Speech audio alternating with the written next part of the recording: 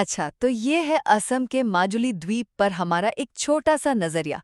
तो माजुली पता है आपको, ब्रह्मपुत्र नदी के ठीक बीच में बसा है। और हाँ, ये भारत का पहला और इकलौता द्वीप जिला भी है।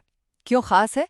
वही अपनी गजब की संस्कृति और दुख की बात है, लगातार सिकुड़ते जाने की कहानी की वजह से। और हाँ, ये सरकारी नौकरी के एग्जाम्स के लिए भी जानना जरूरी है। तो पहला पॉइंट, चलिए इसके भूगोल और चुनौतियों को थोड़ा समझते हैं। देखिए, माजुली का जन्म हुआ 1750 की एक जबरदस्त बाढ़ के बाद और 2016 में इसे जिले का दर्जा मिला। गिनीज वर्ल्ड रिकॉर्ड्स तो इसे दुनिया का सबसे बड़ा नदी द्वीप कहता है।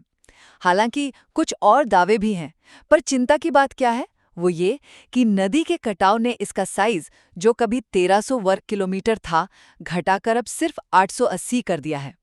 मतलब ये सिर्फ जमीन का जाना नहीं है ना, ये तो एक पूरी संस्कृति और इकोसिस्टम के मिटने का खतरा है। पर इसी कटाव से लड़ने के लिए एक कमाल के पर्यावरणविद हैं, जादव पायंग। उन्होंने यहाँ मौलाई नाम का पूरा जंगल ही उगा दिया।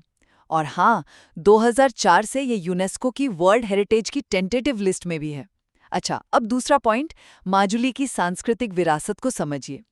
देखिए, 16वीं सदी में जब समाज सुधारक श्रीमंत शंकरदेव यहाँ आए ना, तब से ये असमिया नव वैष्णव संस्कृति का गढ़ बन गया।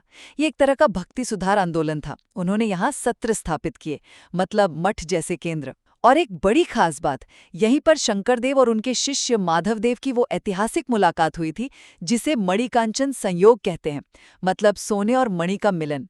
इसने ना असम में एक नई सांस्कृतिक चेतना जगाई। कुछ खास सत्रों के नाम हैं: दक्षिण पट, जो रासलीला के लिए फेमस है; औनियाती, जहां पुरानी चीजें रखी हैं; कमलाबाड़ी, कला साहित्य का सेंटर; और शामगुड़ी, जहां गजब के मुखौटे बनते हैं। और यहाँ मिसिंग, देवरी जैसी कई जनजातियां भी रहती हैं, अपनी खास परंपराओं के साथ।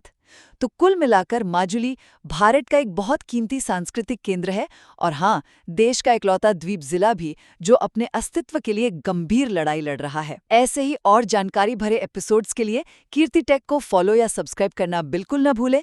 सीखते रहिए।